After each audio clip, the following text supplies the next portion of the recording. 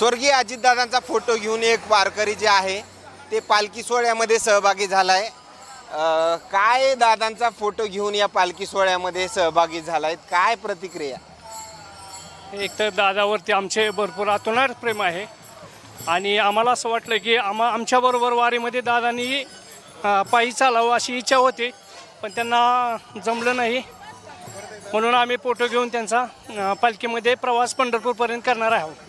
दादांसोबत कधी वारी तुम्ही केली का एखाद्या वेळेस, की दादा वारीमध्ये चालले वगैरे असं काही? दादांबरोबर एवढ्या जवळ गेलेलो आहे, पण वारीमध्ये संपर्क आला नाही, पण बाकीच्या कार्यक्रमात कंटिन्यू संपर्क एकदम नजीक आलेला आहे आमचा।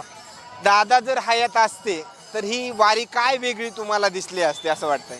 दादा जर असते तर आता वारी म्हणजे आता जो परवा पाऊस झाला आळंदीमध्ये, भरपूर चारही रस्ते पूल बंद होते, तर दादांनी खरोखर तिथं स्वतः लक्ष घालून पाण्याचं नियोजन केलं असतं, वारकऱ्यांची गैरसोय झाली नसती, एवढ्या सोयी झटकीपट झाल्या असत्या।